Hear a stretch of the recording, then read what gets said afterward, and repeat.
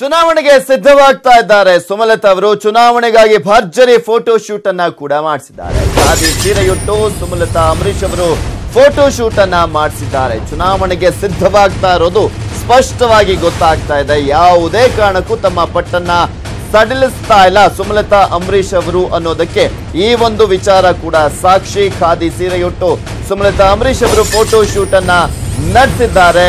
ಚುನಾವಣೆಗೆ ಈಗಾಗಲೇ ಸಕಲ ರೀತಿಯಲ್ಲೂ ಕೂಡ ಸಿದ್ಧತೆಯನ್ನ ನಡೆಸ್ತಾ ಇದ್ದಾರೆ. ಪಕ್ಷೇತರವಾಗಿ ಕಣಕ್ಕಿಳಿಯೋದು ಪಕ್ಕಾನ. ಹಾಗಾದ್ರೆ ಚುನಾವಣೆಗಾಗಿ ಭರ್ಜರಿ ಫೋಟೋ ಶೂಟ್ ಅನ್ನ ಮಾಡಿಸುವ ಮುಖಾಂತರ ಪಕ್ಷೇತರರಾಗಿ ಧುಮುಕೋದಕ್ಕೆ ಎಲ್ಲಾ ರೀತಿಯಲ್ಲೂ ಕೂಡ ಸಿದ್ಧವಾಗ್ತಾ ಇದ್ದಾರಾ ಸುಮಲತಾ ಅಂಬರೀಶ್ ಅವರು.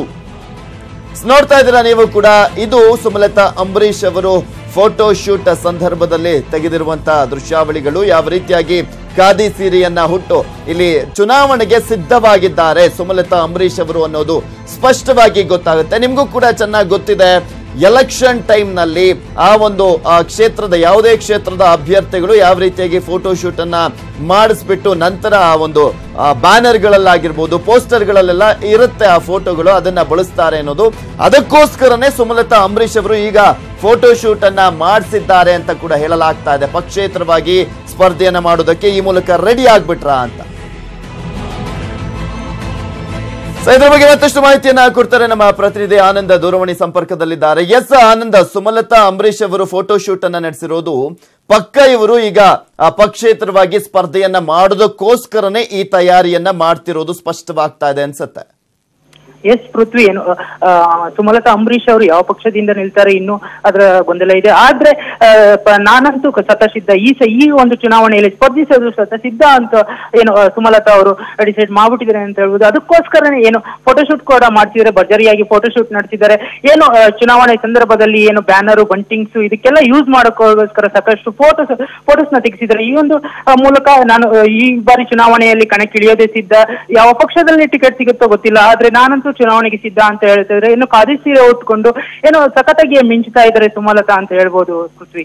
ಮತ್ತೊಂದ್ ಕಡೆ ಫೋಟೋ ಶೂಟ್ ಅನ್ನ ಮಾಡಿದ್ದಾರೆ. ಇಲ್ಲಿ ಪ್ರಮುಖವಾಗಿ ಸುಮಲತಾ ಅಂಬರೀಶ್ ಅವರಿಗೆ ಈಗ ಸದ್ಯಕ್ಕೆ ಬೆನ್ನೆಲುಬಾಗಿ ನಿಂತ್ಕೊಬೇಕಾಗಿರೋದು ಸಿನಿಮಾ ರಂಗನೆ.